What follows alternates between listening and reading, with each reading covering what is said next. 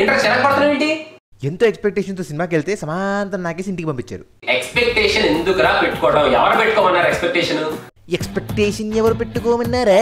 మీరు ఎక్స్పెక్టేషన్ ఎంతైనా పెట్టుకోండి, సినిమా సూపర్ హిట్ అని ఆడియో ఫంక్షన్ లో మైక్ పెట్టుకుని మరీ అరిచారు కదా భయ్యా, మర్చిపోయావా? అరే సరే ఇదంతా పక్కన పెట్టే గానీ ఈ రామయ్య వస్తాయి సినిమా రివ్యూ చెప్పు.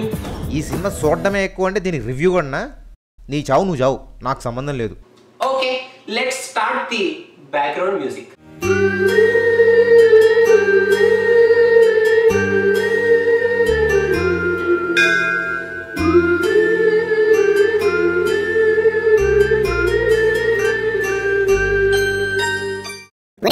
మలయాళం సినిమాకి హాలీవుడ్ యాక్షన్ బ్యాక్గ్రౌండ్ మ్యూజిక్ లాగా యంగ్ టైగర్ సినిమాకి తలా తోక లేకుండా విక్టరీ వెంకటేష్ బ్యాక్గ్రౌండ్ మ్యూజిక్ ఏంట్రా?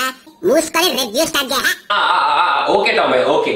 ఎన్టీఆర్ ఈ సినిమాలో ఒక డిఫరెంట్ లుక్ ట్రై చేశాడు భయ్య. ఆ లుక్ మాత్రం ఎన్టీఆర్ కెరియర్ బెస్ట్ లుక్ భయ్య. సూపర్ ఉన్నాడు అనుకోండి.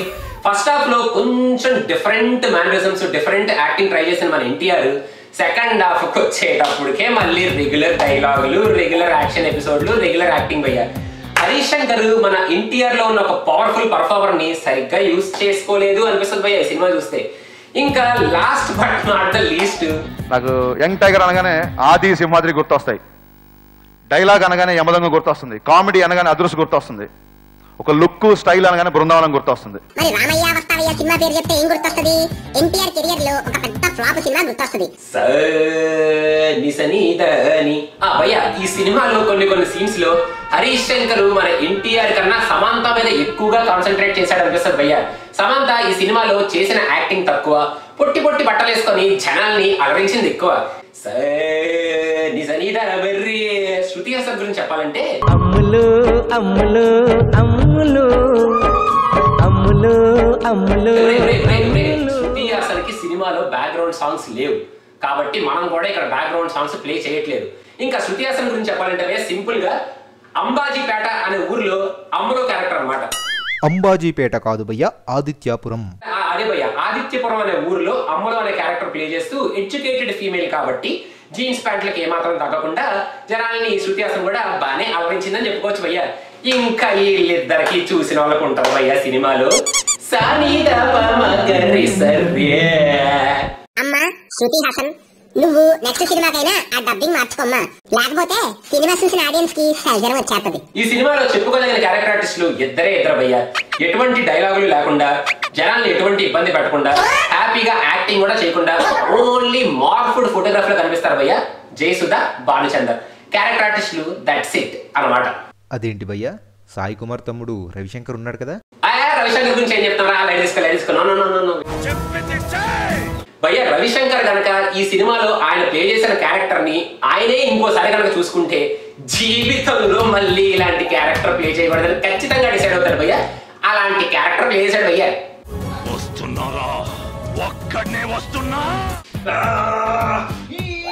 ఏం చేస్తున్నావు భయ్య, ఏం చేస్తున్నావు?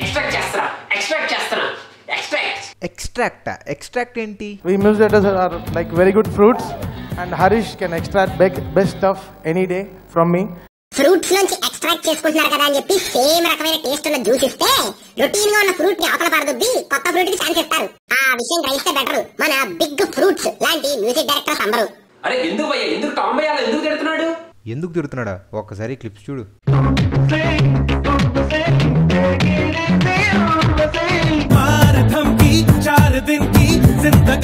పండగ చేసుకో ఈ రిథంకి పదం మార్చి కథం తొక్కి పండగ చేసుకో.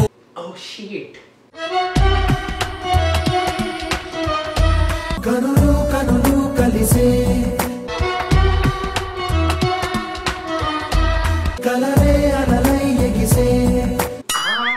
నే విన్నది నిజమేనా, నువ్వన్నది నేనేనా, నేనెప్పుడైనా అనుకున్నానా, కనురెప్ప మూసి కలగన్నానా, నా గుండెల చప్పుడు ఇప్పుడు నీదేనా. మన తమంది ఒక కొత్త రకమైన ట్రెండ్ భయ్య. నార్మల్ గా పక్క మ్యూజిక్ డైరెక్టర్ల ట్యూన్లు, హాలీవుడ్ లో ట్యూన్లు ఇవన్నీ కాపీ కొట్టడం మానేసి తన ట్యూన్ తనే వాడుకుంటూ డిఫరెంట్ గా కొత్తగా మ్యూజిక్ చేయడానికి ట్రై చేస్తూ ఉంటాడు అనమాట. ఇది ఒక కొత్త ట్రెండ్ మరి.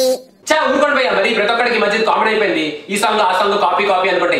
సంవత్సరానికి 20 సినిమాలు రిలీజ్ అయ్యి ఆ 20 సినిమాల్లో 19 సినిమాలు మన తమన్నే మ్యూజిక్ కొట్టినప్పుడు ఆ మాత్రం కాపీ కొట్టడా? 20 సినిమాల్లో 19 సినిమాలకి మ్యూజిక్ కొట్టమన్నాడు.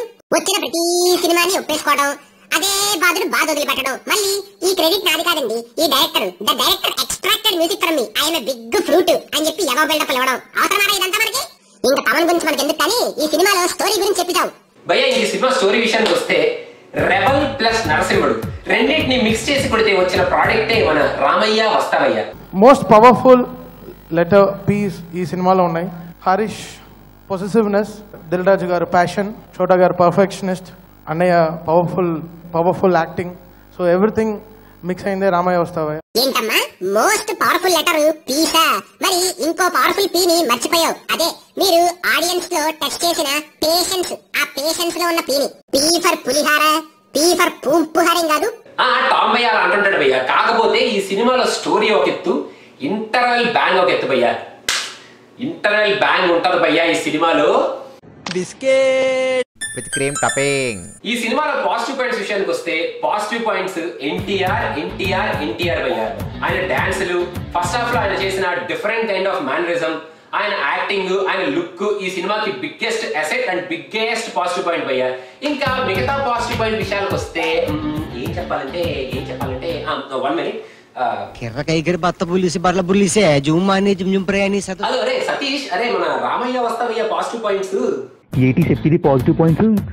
ఇక్కడ సినిమా మధ్యలో జనం లేసిపోతున్నారు. ఇంకా పాజిటివ్ పాయింట్స్ చెప్పండి. పాజిటివ్ పాయింట్స్ చెప్పే. ఇంత అద్భుతమైన రియాక్షన్స్ వచ్చాక అఫీషియల్ గా positive points are over. Let's go to negative points. ఇంక సినిమాలో నెగటివ్ పాయింట్స్ విషయానికి వస్తే ఈ సినిమా స్టోరీ ఈ సినిమాకి బిగ్గెస్ట్ నెగటివ్ పాయింట్ భయ్య. ఫస్ట్ హాఫ్ లో బేబీ షామిలి అని చెప్పి ఒక క్యారెక్టర్ ఎంటర్ చేశాడు భయ్య హరీష్ శంకర్. అలాంటి మంచి యాక్టర్స్లతో ఇలాంటి క్యారెక్టర్లు ఎందుకు భయ్య చేపించడం చాలా ఎప్పటిగా అనిపిస్తుంది భయ్య. హీరో గుర్రం నడిపాడు అంటే అదే కాంటెక్స్ట్ లో నడపాలి భయ్య. అసలు కాంటెక్స్ట్ లేకుండా, అసలు సీన్ కి సంబంధం లేకుండా హీరోల చేత గుర్రాలు నడిపించడం ఏంటి భయ్య? ఇంకా మనం చెప్పుకోవాల్సిన బిగ్గెస్ట్ నెగిటివ్ పాయింట్ ఈ సినిమాలో ఫైట్స్ భయ్య. ఫైట్స్ మాస్టర్స్ అందరికీ ఒక విన్నపం భయ్య, హీరోస్ ని హీరోస్ లా చూపించండి భయ్య, సూపర్ హీరోస్ లా కాదు. టెక్నాలజీ ఉంది కదా అని ఒక మనిషిని బౌన్స్ చేస్తే వాడు జస్ట్ ఇలా బౌన్స్ అయ్యి అక్కడ పట్టడం మానేసి అలా 2 బౌన్స్ అవడం, అక్కడెక్కడో వెళ్ళి పట్టడం ఎందుకు భయ్యా? ఇలాంటివి హీరోల చేత నాగళ్ళు ఎత్తించడం, హీరోల చేత ఎలా పడితే అలా ఇష్టం వచ్చినట్టు నరకించడం వద్దు భయ్యా. ఇలాంటి రొటీన్ ఫైట్స్ చూడలేకపోతున్నాం భయ్యా. ప్లీజ్ ఫైట్స్ మార్చండి భయ్యా ప్లీజ్. ఇంకా వేరే నెగిటివ్ పాయింట్స్ గురించి చెప్పాలంటే బుక్ సరిపోదు, అందుకే చార్ట్ రెడీ చేశా. వేరే నెగిటివ్ పాయింట్స్ గురించి చెప్పాలంటే